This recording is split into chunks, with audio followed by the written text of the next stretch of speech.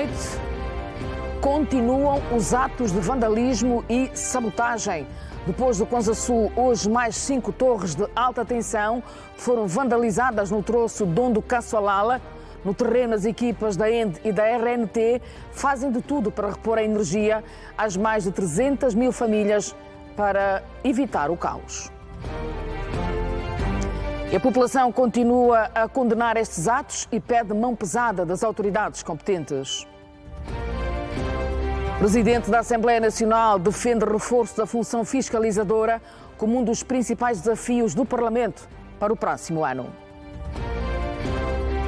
Campanha Somos Todos Iguais. Primeira-Dama reconhece avanços e apela mais trabalho conjunto para melhorar a proteção das crianças e jovens com políticas mais inclusivas. Começa agora o Telejornal.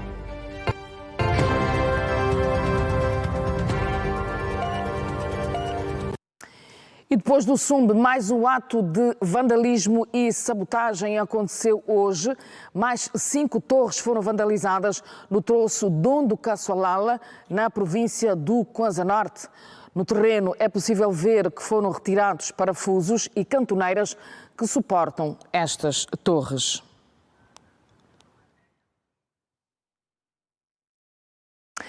Este é um assunto que nós vamos acompanhar ao longo da nossa emissão do Telejornal ou ao longo dos próximos serviços de informação da TPA. E na província do Kwanza Sul, os trabalhos de recuperação da linha de transporte de alta tensão prosseguem. Enquanto isso, os prejuízos ao nível das famílias e das instituições são incalculáveis. Há muito que já não é assim. Por longos anos, as cidades do Sumbe e do Porto Moinho, Kwanza Sul, vinham beneficiando do fornecimento de energia elétrica sem interrupções, até que nesta terça-feira a rotina foi quebrada. Por obra de indivíduos ainda por identificar, 5 das várias torres que suportam a linha de transporte de alta e média tensão foram lançadas por terra. Esta é uma das 5 torres derrubadas e está localizada bem ao lado da Estrada Nacional número 100. Aqui, os meliantes chegaram e retiraram os 24 parafusos que sustentavam a estrutura, o que provocou a sua queda. O impacto da ação dos meliantes não se fez esperar na vida de milhares de famílias e instituições. Marcelina Madeira comprou peixe, carne e outros alimentos frescos para o Natal, mas a ausência de energia coloca em risco todo o esforço. Tudo parado. As coisas já estão todas descongeladas, já, todas. Todas, já não se aproveita nada. Se hoje não vier a energia, estou mal. A mulher, que também vive de negócios com energia, condena veementemente a ação dos meliantes. Tem que se tomar medida deles. Tem que se tomar medida neles. Yeah. Tem que se tomar medida neles, senão não dá. As donas de casa não são as únicas que sofrem. Ao nível das instituições, quer públicas como privadas, os prejuízos são igualmente incalculáveis. No Hospital Provincial 17 de Setembro, por exemplo, as áreas do raio-x, a fábrica de oxigênio, o bloco operatório e a hemoterapia deixaram de funcionar. Na verdade, a falta de energia trouxe tantos constrangimentos a nível do nosso hospital, e isto no que concerne às cirurgias, a parte de imagem, mesmo o laboratório e, na verdade, a distribuição de oxigênio a nível do nosso hospital. Porque sem essa energia pode provocar grandes constrangimentos no atendimento de todos esses pacientes que nós temos internados e não só. Já na maternidade provincial, a realidade não difere. Lanternas de telefone são usadas para iluminar, enquanto que grande parte dos serviços mantém-se inoperante. Temos já nesta altura 3 pacientes com cirurgias marcadas para uma cesariana.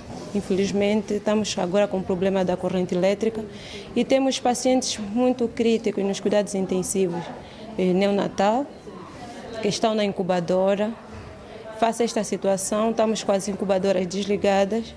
Estamos a ter problemas também de abastecimento de oxigênio que é um tratamento também. Infelizmente não temos oxigênio nas rampas devido a esta situação da corrente elétrica. Entretanto, no terreno, esforços continuam no sentido da reposição do serviço. Para o secretário de Estado de Energia que esteve no local, a ação não passa de um ato terrorista. Tal como podemos constatar todos juntos, não trata-se de uma ação de vandalismo básico, mas sim trata-se de uma ação de sabotagem que pode concorrer para a sua classificação a terrorismo. Os trabalhos estão a ser desenvolvidos, as equipes estão em campo a trabalhar e nós temos metas. Hoje deveremos restabelecer o sistema a 220 kV, que deve concorrer para o restabelecimento do serviço nas cidades do Portambuim, Sumbe, Ngangula e em toda a extensão da província de Benguela, onde nós temos o serviço assegurado com o concurso da linha a 220 kV. O ocorrido no Sumbe e nas demais partes do país coloca em estado de alerta as autoridades que já cogitam a possibilidade do uso de equipamentos eletrônicos para fins de persuasão. De recordar que 3 municípios da província do Kwanza Sul continuam privados de energia elétrica depois da vandalização ontem de 5 torres de transporte de energia elétrica. A situação está a limitar igualmente o funcionamento de vários serviços em Benguela, que viu parte da região do litoral ficar sem luz. A situação afeta já mais de 300 mil famílias nas 2 províncias. A população pede mão pesada para os infratores. Na cidade de Benguela, os prejuízos causados por esta interrupção são visíveis. Na administração municipal, por exemplo, para se ter o curso normal dos trabalhos, foi preciso recorrer à fonte alternativa. Estamos a trabalhar com o suporte do gerador durante este período, desde ontem que ficamos privados do fornecimento de energia elétrica e desde já queremos desencorajar, porque a informação que tivemos a priori é que por conta da vandalização de alguns meios, não é? Entretanto, por isso é que ficamos sem o fornecimento de energia elétrica. Estamos com falta de corrente elétrica desde ontem, aí por volta das 14 horas. Os prejuízos são enormes. Sim, são enormes, visto que há muitos cidadãos que ocorrem para a solução do tratamento dos bilhetes de identidade, emissão de registro criminal, e não é possível fazermos o atendimento sem a presença de corrente elétrica. Os estabelecimentos comerciais também foram afetados. Afetou bastante, porque temos alguns produtos a congelar e a falta de energia, por exemplo, toda a noite, ele acaba por prejudicar os produtos e acabamos por perder. Sem luz não conseguimos ter água, porque a água praticamente depende da luz. Os entrevistados condenam o ato da vandalização das torres de energia e outras infraestruturas públicas. Não concordo, não apoio e não sou jovem para dar braço a torcer para isso. Nós temos que trabalhar de outras formas, temos que arranjar mecanismos para conseguir as nossas vidas de outras formas e não da via mais rápida, fácil, que é destruir o bem público. Eu apelo muito que a fiscalização apertasse mesmo o controle das torres, para não voltar a acontecer o mesmo.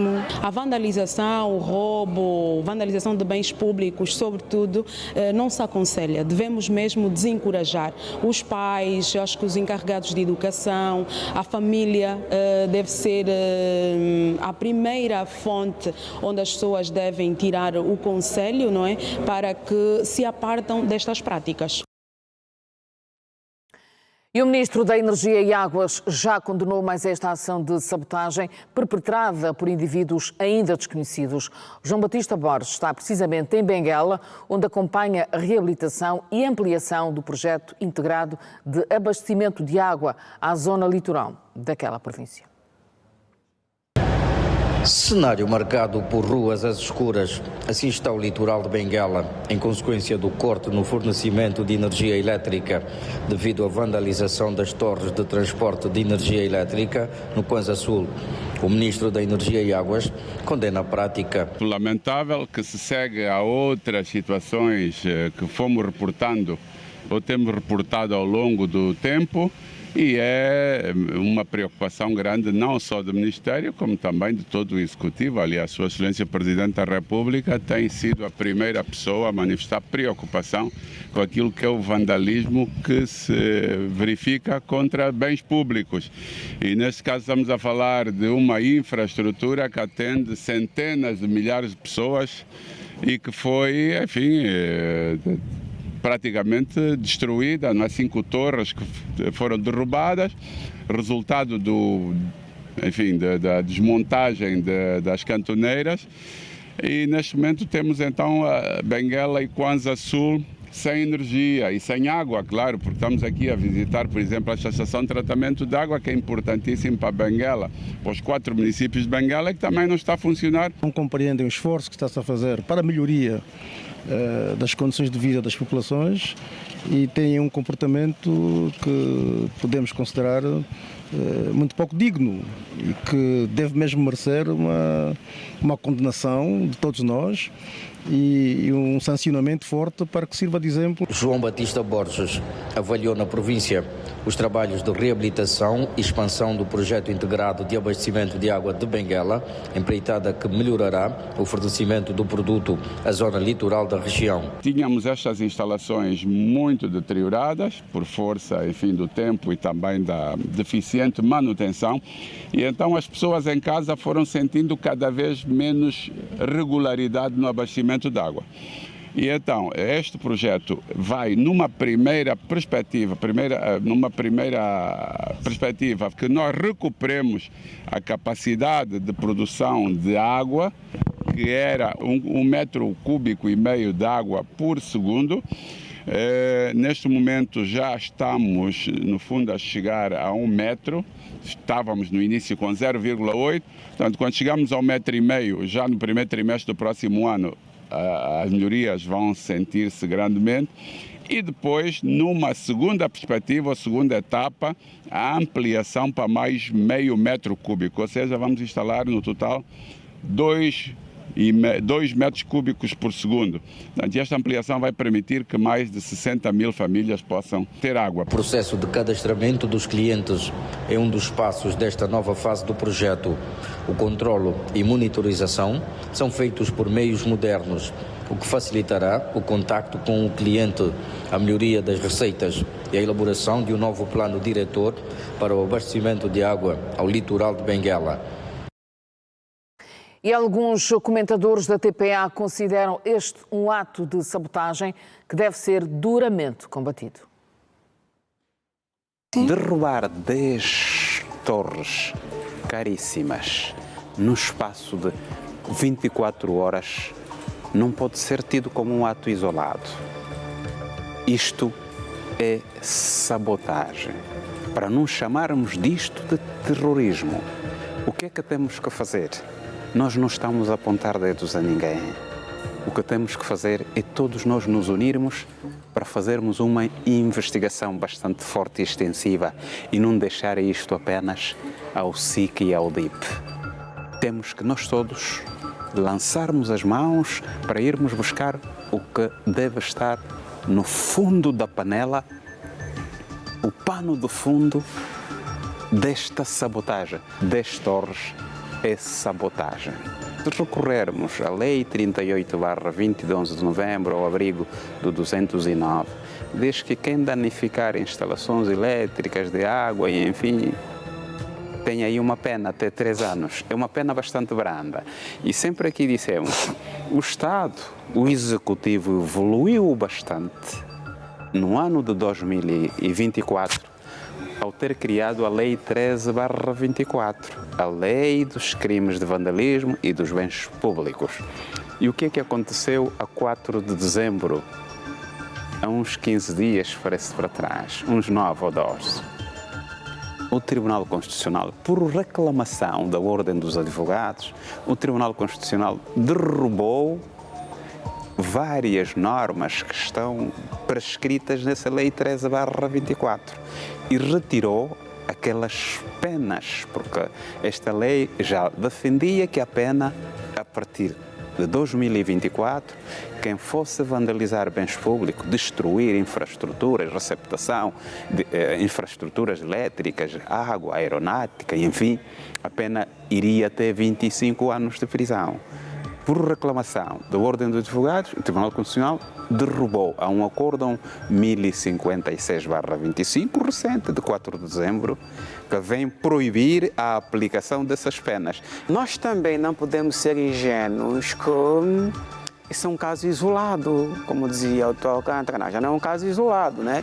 E não é preciso ser cientista, até lá em casa, qualquer cidadão, com uma inteligência razoável, consegue perceber que se há alguma concertação.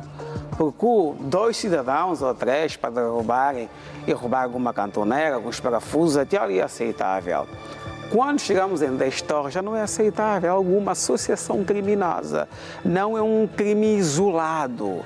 E provavelmente as instituições têm domínio desta matéria. A nossa inteligência militar, policial, o SINS, o SIC, têm domínio dessas matérias. Não tenham dúvida disso, porque nós temos profissionais ligados à inteligência que dominam esse tipo de matérias. Não é um caso isolado e o Estado, de facto, pela via das suas instituições, devem usar todos os meios e mecanismos para que realmente consigamos banir esta situação. Para além dos 3 jovens que foram apresentados aqui na tela, que até terão sido julgados, são inocentes, mas essa notícia de última hora do Dondo, até com a sua Leila, se pronuncia bem o nome ou não, desculpa, certo, mas é importante que se tome isto com olhos de ver. Não podemos olhar isso como uma narrativa poética ou amorosa, ou muito afetiva ou melancólica, não é? O Estado deve ser proporcional. É preciso usar a força que tem para derrubar qualquer cidadão que põe em causa a sua soberania. E ao longo da tarde acompanhamos os trabalhos das equipas no terreno. Vamos até à província do Conza Sul com Santarém Henriques para sabermos o ponto de situação nesta altura. Olá Santareno, boa noite. E a pergunta é exatamente esta. Qual é o ponto de situação nesta altura? Já é possível saber se a energia elétrica será reposta hoje?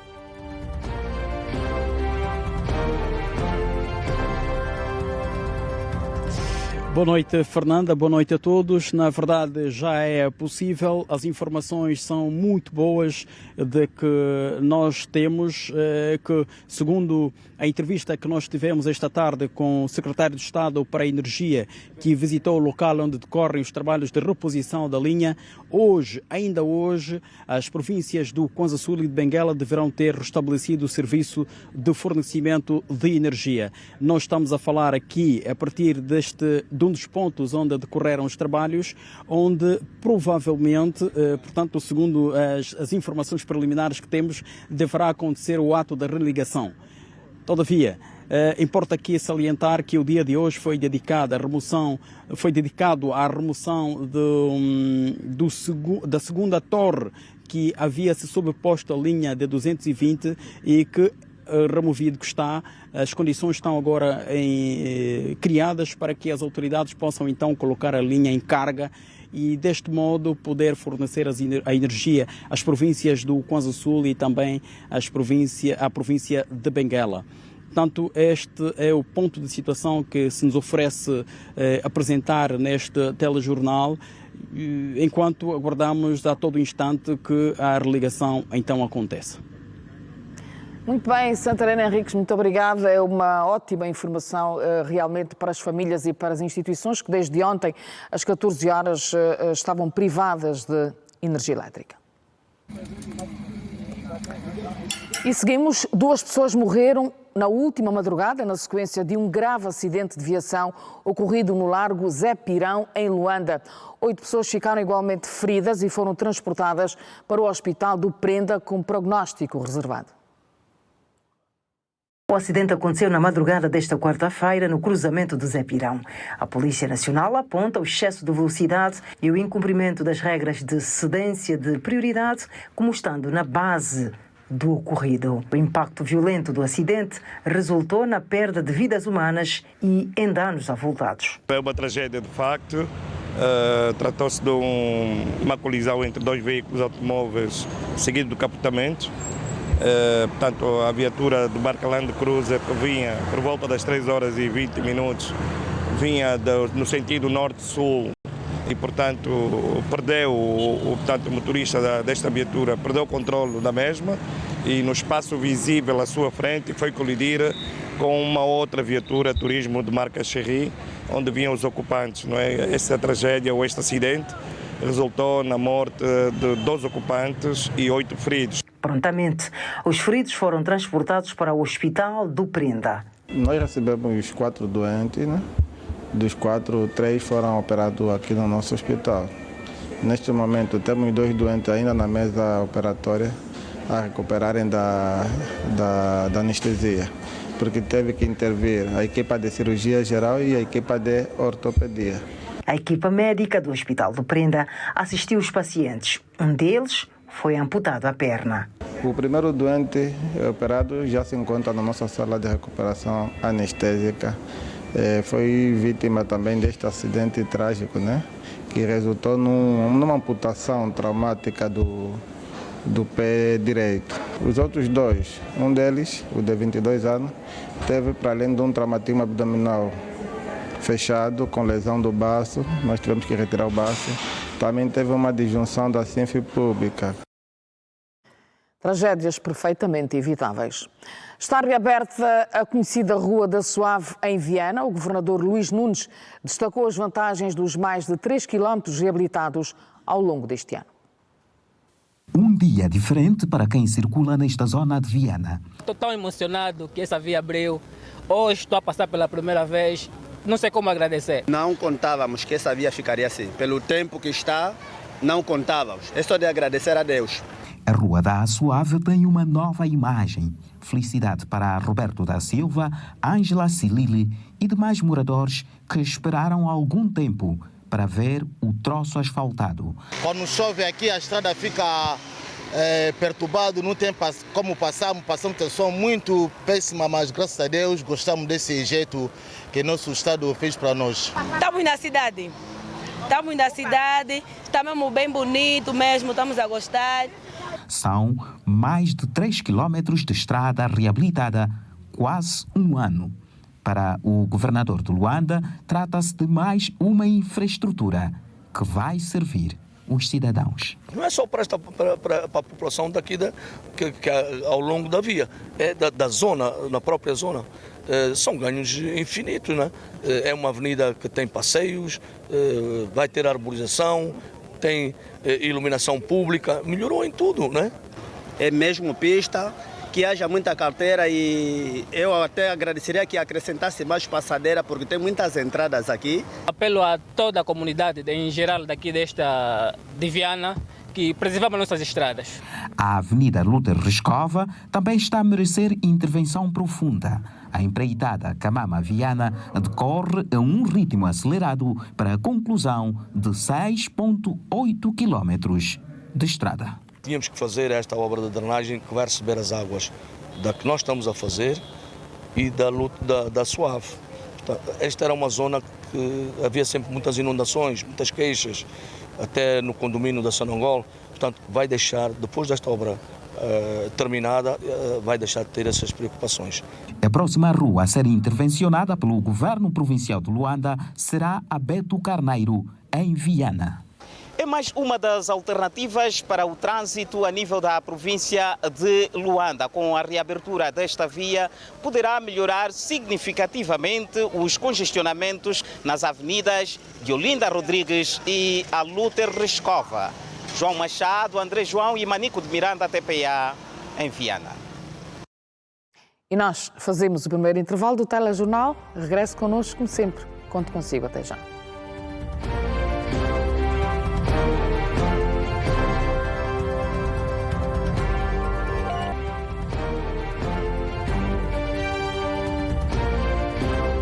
Sejam de novo bem-vindos. O presidente da Assembleia Nacional defendeu hoje, em Luanda, na cerimónia de cumprimentos de fim de ano, o reforço da função fiscalizadora como um dos principais desafios do Parlamento para 2026. Adão de Almeida sublinhou a necessidade de se aprimorar os mecanismos de controle da ação governativa e em melhorar as condições de trabalho para garantir mais eficácia no exercício das responsabilidades constitucionais. Dia de festa no Parlamento, na cerimónia de cumprimentos de fim de ano ao Presidente da Assembleia Nacional, Adão de Almeida, que neste clima defendeu que o reforço da função fiscalizadora constitui um dos principais desafios do Parlamento para 2026, sublinhando que a fiscalização eficaz da ação governativa é essencial para o bom funcionamento do Estado democrático e para a consolidação das instituições. O Presidente ressaltou que a Assembleia Nacional tem responsabilidades claras no acompanhamento e controlo da execução das políticas públicas, sendo necessário aprofundar a compreensão comum sobre o alcance e a natureza da ação fiscalizadora, de modo a torná-la um processo permanente, estruturado e eficaz. Como nossa principal função, a razão principal por que existimos como Assembleia Nacional é exatamente porque temos a responsabilidade de representar os cidadãos. E esse é um desafio permanente. As duas componentes adicionais das funções da Assembleia Nacional, eu creio que são auxiliares, são instrumentais para que a função representativa possa ser convenientemente exercida. E para que haja uma boa representação, é necessário que nós consigamos legislar bem, legislar bem, para que os cidadãos sintam que a nossa ação legislativa vai de encontro com os seus anseios, com as suas aspirações, por um lado, e por outro lado, também que a dimensão fiscalização seja correta e convenientemente exercida. O Presidente da Assembleia Nacional considerou que o exercício da fiscalização deve assentar numa ação prévia, bem organizada, com instrumentos adequados e mecanismos de trabalho mais eficientes, capazes de assegurar o acompanhamento rigoroso da governação, da execução do Orçamento Geral do Estado e do funcionamento dos diversos setores da vida nacional. Permite-me um pequeno parênteses para referir que talvez aqui esteja também um dos nossos principais desafios, ao qual devemos prestar alguma atenção em 2026.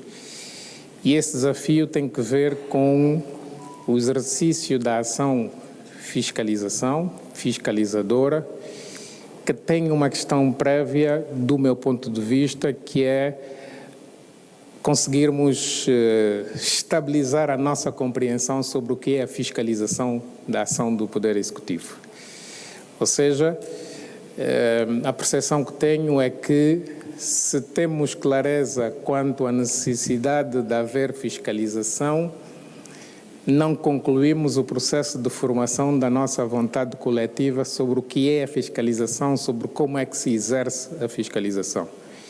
E acho que devia ser prioritário que nós consigamos construir raciocínio coletivo uniforme em torno da missão fiscalização, para que ela possa ser exercida convenientemente nos termos da Constituição, nos termos da lei e, acho que é um desafio importante que nós devemos assumir nesse domínio. No quadro dos desafios e perspectivas para 2026, o Presidente da Assembleia Nacional defendeu o investimento no reforço das capacidades institucionais da Assembleia Nacional, incluindo meios técnicos, humanos e logísticos, que permitam melhorar o desempenho dos parlamentares e garantir maior eficácia no cumprimento das suas funções legislativas, representativa e fiscalizadora. Temos também que continuar a trabalhar para que a assistência ao funcionamento da Assembleia Nacional, ao funcionamento político da Assembleia Nacional, possa ocorrer em melhores condições. Na cerimónia de cumprimentos de fim de ano, realizada aqui na Assembleia Nacional, os deputados transmitiram uma mensagem marcada por um balanço positivo do ano legislativo de 2025, destacando os principais ganhos alcançados e apontaram os grandes desafios que se colocam para 2026, com enfoque no reforço do debate político e na agenda legislativa do Parlamento.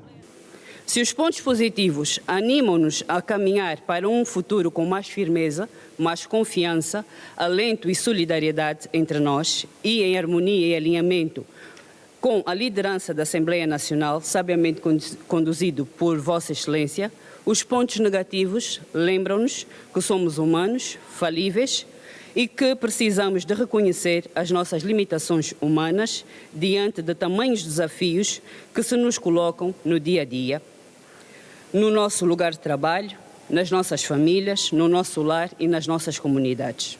Os parlamentares destacaram ainda que o papel dos deputados vai além da produção legislativa, devendo estes assumir uma postura ativa, responsável e comprometida com os interesses dos cidadãos, contribuindo para a transparência, a boa governação e o fortalecimento da democracia em Angola.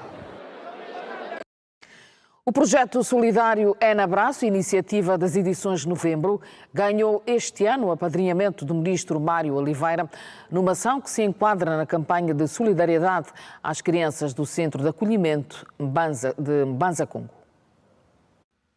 Num espaço onde diariamente se imprimem palavras e se contam histórias, escreveu-se uma de frente. Uma história feita de gestos, proximidade e compromisso social. O projeto solidário Enabraço, iniciativa da Edições Novembro, ganhou este ano o apadrinhamento do Ministro das Telecomunicações, Tecnologias de Informação e Comunicação Social, associando-se à campanha dedicada às crianças do Centro de Acolhimento de Mbanza Congo. Momentos como esse são provas de que a solidariedade é um dos grandes valores de Angola e dos angolanos. E o momento que estamos a atravessar do mês de dezembro, um mês muito especial, é um mês propício para nós nos recordarmos, para nós mais uma vez lançarmos campanhas dessa natureza, para que os meses vindouros do ano que vem possamos então ter essa chama acesa da solidariedade e do respeito para com o próximo, para com os nossos concidadãos que têm algumas dificuldades e que nós podemos ajudar, podemos dar algum contributo para que eles tenham alguns momentos melhores. Mário Oliveira sublinhou que a solidariedade e o envolvimento das instituições públicas e privadas são fundamentais para a construção de uma sociedade mais inclusiva e atenta às crianças em situação de vulnerabilidade. Outras ações serão desenvolvidas igualmente por outras empresas e institutos do setor na perspectiva de ajudar, na perspectiva de abraçar os nossos meninos, na perspectiva de mostrarmos verdadeiramente aquilo que nós somos. Angolanos, angolanos de gema, angolanos de alma e coração, angolanos solidários com os seus irmãos, angolanos solidários com o próximo. Esta é a nossa essência. Isto somos nós. São crianças com idades compreendidas entre os 4 meses e os 19 anos, acolhidos no Centro Frei Giorgio Zulianello, por fugirem de casa com medo de acusações de feitiçaria, um fenómeno que, na visão de alguns parceiros sociais, deve merecer maior atenção. São meninos, são crianças, e a nossa luta não é contra a carne, mas contra os espíritos. Então, se os meninos estão a ser acusados, eles devem ter um tratamento na igreja, que é a oração que liberta, e não a serem excluídos ou marginalizados, como estamos a ver. Acusar uma criança de feitiçaria é um ato desumano. Segundo a porta-voz do projeto, o objetivo passa em proporcionar momentos de alegria e esperança às crianças e jovens da instituição, numa prática solidária que a imprensa desenvolve há 4 anos, reafirmando o seu compromisso social junto das comunidades mais vulneráveis. Mobilizamos a sociedade civil porque montamos cantinhos do abraço em cada ponto que foi possível, nos supermercados, na sede da Edições Novembro, nas agências Cacoaco e Saquele. Foram recolhidos milhares de donativos. Num gesto simples, mas carregado de significado, o N-Abraço volta a lembrar que a solidariedade também educa, une e transforma vidas, sobretudo quando chega a quem mais precisa. A centralidade Faustino Muteca, localizada no município da Cala, já tem o seu primeiro ATM Center, com 5 caixas automáticas. Os moradores deixam assim de percorrer longas distâncias para efetuar transações bancárias. Os serviços bancários que surgem pela primeira vez na centralidade Fernando Faustino Muteca, no município da Cala, eram muito aguardados pelos moradores. A população sai muito bem beneficiada e a nossa polícia também, no caso, tem que trabalhar no sentido para nos proteger, porque esse é um ATM Center público, todos nós, a cidade ganha. Estamos todos felizes porque nossa centralidade Fernando Faustino Muteca já temos o ATM que vai nos facilitar a vida. Há quem diga mesmo que a instalação deste ATM Center, com 5 caixas automáticas de última geração, é uma prenda de Natal, tendo em conta a época em que nos encontramos, onde a procura pelo dinheiro é grande. Considero isso uma oferta de Natal e foi difícil para nós nos deslocar da centralidade para o Ambo ou a Cala, visto que às vezes pedíamos ao mamador para descontar o dinheiro, então estamos de parabéns. As agências bancárias ficam distantes da centralidade, daí o Banco Ieto ter pensado em aproximar tais serviços aos moradores. Nós verificamos que aqui na centralidade os moradores não têm benefício desse serviço. E estamos a falar de 20 km do Ambo e mais 5 para o município da Cala. Era preciso muitos sacrifícios, os moradores aqui da centralidade. Fizemos um trabalho de prospecção, achamos por bem colocar aqui o centro de ATMs para também, não só para o benefício do banco, mas também para beneficiar aqui os moradores. Estamos presentes em todo o lado, lá onde formos chamados, e não só, nós também vamos atrás para que possamos garantir ao cidadão toda a segurança. O coordenador da região Centro-Sul do Banco Ieto apelou igualmente ao bom uso dos equipamentos colocados à disposição. Porque nós temos estado a verificar nos outros centros de ATMs a vandalização das máquinas. E alguns propositadamente colocam objetos que não têm nada a ver com o cartão e criam dificuldades às máquinas. As máquinas são sensíveis. Um papelzinho qualquer, ela dá mensagem de avaria. E isso prejudica a maioria das pessoas que pretendem usufruir dos serviços naquele momento. Até que nós tomemos conhecimento, que temos a trazer um técnico para a reparação. E, mais uma vez, eu apelo aos municípios que tenham cuidado, porque o bem é mesmo para eles. Com esta inauguração, o Banco Ieto passa a contar com 23 ATM Centers distribuídos pelas províncias de Luanda, Cubango e Huambo. Previsão do tempo a seguir.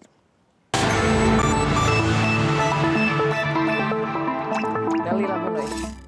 Olhamos para números sobre a previsão do tempo para as próximas 24 horas. Como é que estaremos amanhã? Certo, teremos uma dminuição da intensidade da chuva um pouco por todo o país e as temperaturas a subirem, principalmente na região norte. Vamos ver os detalhes. Vamos sim.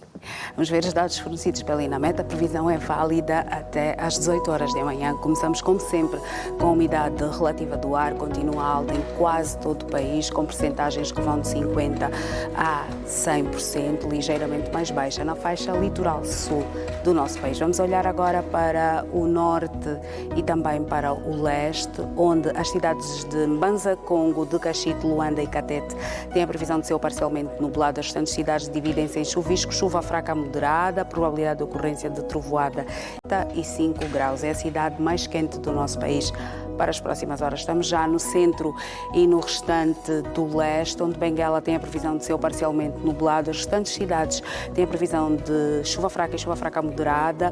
Huambo e Quito, com 14 graus, têm as temperaturas mínimas mais baixas do nosso país. para as próximas horas. Vamos olhar agora para o sul de Angola. Atenção para Mavinga, com chuva moderada podendo ser localmente forte. Moçambique, Zondiva e Lubango com céu parcialmente nublado. Já Menongue tem a previsão de chuva fraca moderada, probabilidade de ocorrência de trovoada isolada. É hora de vermos o tempo. Agora, em Luanda, no momento com uma temperatura de 26 graus. Amanhã não há chuva para Luanda, Fernanda. Como já dissemos, céu parcialmente nublado, já as temperaturas 29 para amanhã, sexta também 29 e no sábado uma ligeira subida para os 30 graus. Muito obrigada por nos brindares com a tua presença. Nem sempre estás cá. Obrigada, Fernanda. Até amanhã, para Até ti, bom amanhã. descanso. Até amanhã. E nós vamos fazer mais um intervalo. Claro que eu conto consigo para a última parte do Telejornal. Até já.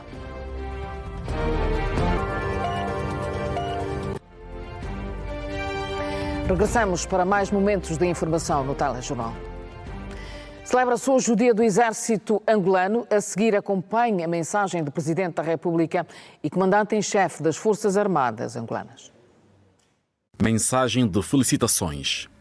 Neste dia de elevada importância para a nação, em que se celebra o 34º aniversário da criação do Exército, ocorrido a 17 de dezembro de 1991, dirijo-me a todos os oficiais generais, oficiais superiores, capitães, subalternos, sargentos, praças e trabalhadores civis, com profundo respeito, reconhecimento e elevado sentido de Estado, na qualidade de Presidente da República e Comandante em Chefe das Forças Armadas Angolanas. Assinalamos esta data marcante num ano histórico para o nosso país, no qual celebramos também o 50º aniversário da Independência Nacional, efeméride comemorada a 11 de novembro de 2025, e que recorda o sacrifício, a coragem e a abnegação de todos quantos lutaram para edificar uma Angola livre, soberana e independente.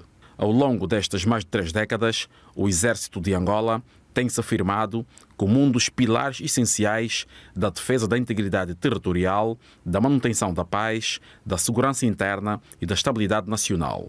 É uma instituição profundamente comprometida com os valores da República, com a reconciliação nacional e com o desenvolvimento sustentável do nosso país.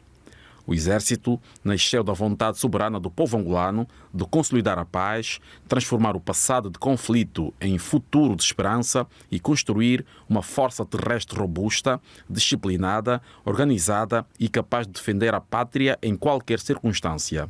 Desde então, a vossa entrega tem sido fundamental para a preservação da ordem constitucional, para a segurança das populações e para o reforço da soberania nacional.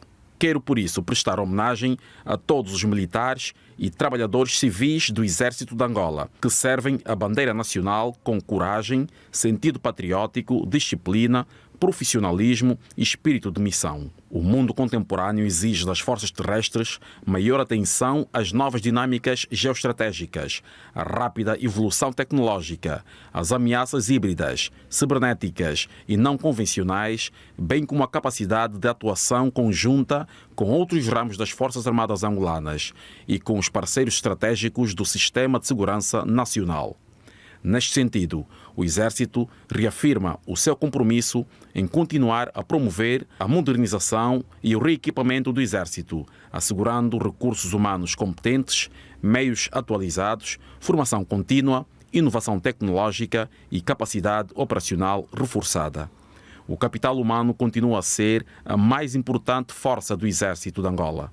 Por isso, daremos continuidade ao investimento na formação técnica, capacitação avançada, desenvolvimento científico e tecnológico, garantindo quadros cada vez mais preparados para enfrentar os desafios militares e de segurança do século XXI.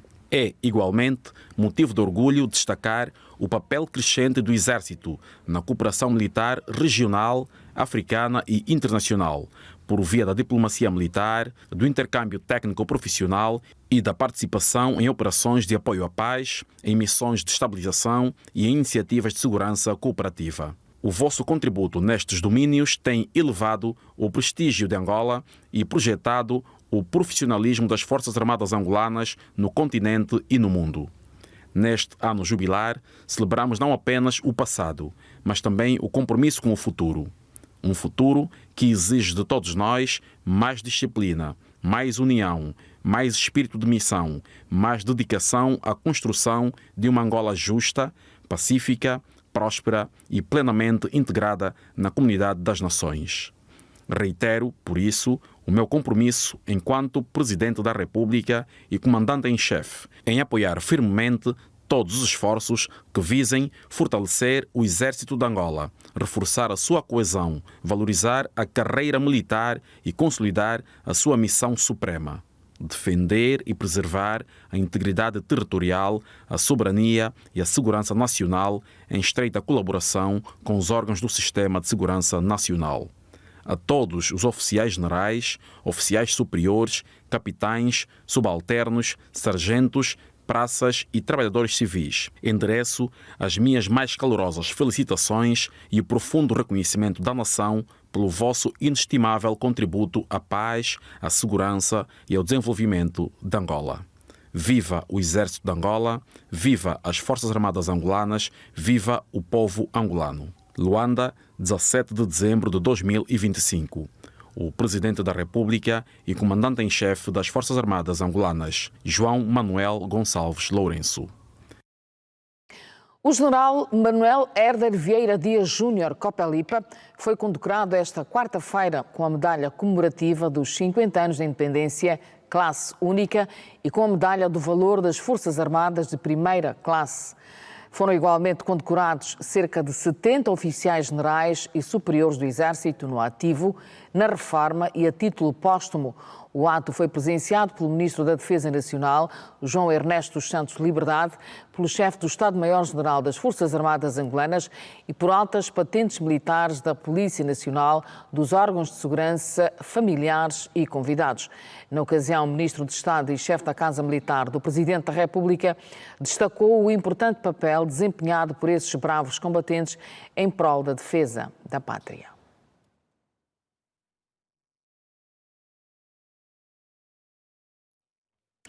A Primeira-Dama da República reforçou esta quarta-feira o seu compromisso na proteção da violência infanto-juvenil e na promoção da igualdade de género.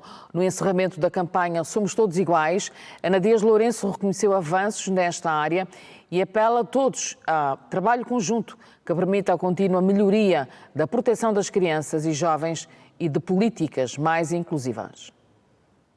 No final da reunião técnica de balanço do plano de ação da campanha Somos Todos Iguais, juntaram-se para a sessão de encerramento Sua Excelência, a Primeira-Dama da República, a doutora Ana Dias Lourenço, membros do Executivo, líderes religiosos, representantes do Sistema das Nações Unidas e representantes de organizações da sociedade civil que tomaram conhecimento das conclusões e recomendações apresentadas. Na ocasião, a Primeira-Dama proferiu palavras de encerramento, dando por concluída a campanha. Esta campanha nasceu da convicção de que a igualdade não é apenas um princípio constitucional, mas uma condição importantíssima para o desenvolvimento humano, social e ético dos países. É da ideia de que não haverá desenvolvimento sustentável enquanto crianças e adolescentes continuarem a ser vítimas de violência, silêncio e impunidade. Ana Dias Lourenço reforça o compromisso com a proteção das crianças e adolescentes e com a igualdade de género. A proteção das crianças e a promoção da igualdade do género devem ser pilares estruturantes da nossa ação diária. Uma sociedade que educa para a igualdade é uma sociedade que previne a violência. Uma sociedade que protege as suas crianças é uma sociedade que protege o seu futuro. Reitero, deste modo, o meu compromisso pessoal, como Primeira-Dama da República de Angola, em continuar a advogar por políticas inclusivas, por sistemas de proteção das vítimas de violência mais eficazes e eficientes e por uma cultura de respeito, a dignidade e a responsabilidade partilhada. A Primeira-Dama da República reforça que o fim da campanha não determina um ponto final no apoio às crianças e adolescentes e na promoção da igualdade de género. O encerramento desta campanha não representa um ponto final, mas sim uma transição para uma nova fase de responsabilidade coletiva. Os resultados e as recomendações aqui apresentadas devem orientar boas práticas institucionais, ações comunitárias consistentes e contínuas. E os participantes abraçam o desafio de cada vez mais trabalhar para alcançar a igualdade de género e a proteção de crianças e dos adolescentes. As abordagens de género precisam de muitas outras coisas, incluindo uma questão muito importante, que é o do envolvimento do homem, porque o homem precisa de mudar muito a sua posição em relação à igualdade de género. Esta questão da violência baseada no género tem que ser estendida à sociedade em geral, às famílias, às igrejas, em toda a comunidade. É preciso falarmos sobre isto. Inspirada pelo compromisso continental com a educação transformadora, a campanha Somos Todos Iguais reforçou os princípios do 4º Objetivo de Desenvolvimento Sustentável, que visa o acesso à educação inclusiva, equitativa e de qualidade, com oportunidades de aprendizagem ao longo da vida. E à margem das celebrações da festa de Natal promovida todos os anos pelo casal presidencial, a primeira-dama da República, Ana Dias Lourenço, promoveu hoje um passeio turístico com 290 crianças ao Centro de Ciências de Luanda, à Bahia e ao Museu da Moeda. As crianças vieram das 21 províncias para o momento festivo que vai acontecer já esta quinta-feira. Os meninos acordaram cedo. Depois da higienização, o pequeno almoço e de seguida subiram os autocarros para o passeio turístico com a primeira-dama da República de Angola, Ana Dias Lourenço. Mais do que passear por Luanda, as crianças queriam conhecer a esposa do presidente da República. A madrinha que se tem debatido a favor das suas causas. Simpática e comunicativa, Ana Dias Lourenço, no primeiro ponto da visita no Centro de Ciência de Luanda, interagiu com as crianças, em particular com este menino do Quando, que há muito almejava conhecê-la. Realizei o meu sonho. Qual era o teu sonho? De conhecer a primeira-dama. Como é que foi esse momento? Foi um momento que eu muito esperava. Foi muita alegria para mim. O que é que vais contar aos teus amigos? Vou contar a eles que eu conheci a primeira-dama e que eles também tenham força, que estudem, muita coragem, que eles cheguem também aqui onde eu cheguei. Depois de embarcarem para o passeio, o primeiro contato foi com o dinossauro, uma figura muito conhecida no mundo animal e imaginário. No CCL, uma instituição vocacionada na produção e divulgação de conhecimento científico e tecnológico através de uma linguagem acessível, as crianças embarcaram para experiências únicas, tais como o planetário e o borboletário. No final do passeio, por algumas instituições que são referência ao nível de Luanda, afirmaram que este ajuntamento constitui uma grande oportunidade para estreitarem os laços de amizade e irmandade. Estou a achar muito boa, gostei muito. Passeamos pelo CCL, gostei muito dos dinossauros, dos planetas solares e de tudo que agora está a nos proporcionar. Gostei muito dessa iniciativa porque nos reunimos todos aqui, todas as crianças de todas as províncias, para conhecer locais muito bons e muito especiais para a nossa terra, que é Angola. Os responsáveis das instituições visitadas louvaram a ideia dos promotores da visita pela escolha dos referidos pontos, pelo simbolismo que carregam. Brincando, aprendendo de forma muito simples, interativa, para que os dados, digamos, das engenharias, das ciências, que chamamos as ciências puras e duras, não sejam chamamos assim, um bicho de 7 cabeças, né? Importa salientar que este ano o Roda do Amor tem um sabor especial porque está a ser comemorado no âmbito das celebrações dos 50 anos da independência nacional, sob o lema pela proteção e desenvolvimento integral da criança.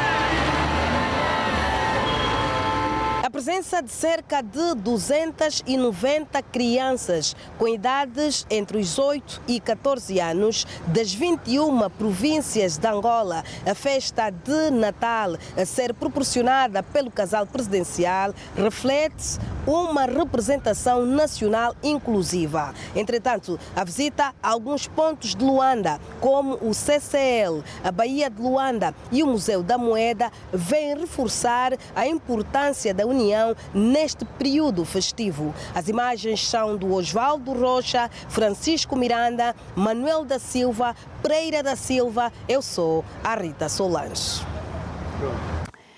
A festa será amanhã. Estamos a terminar, já a seguir ao telejornal, não deixe de acompanhar, vamos recordar aqui momentos da entrevista que Carlos Teixeira Cagi, o antigo selecionador, o antigo presidente da Federação de Basquetebol, concedeu à televisão pública de Angola. Como já sabemos, Cagi faleceu antes de ontem, e vamos recordar estes momentos.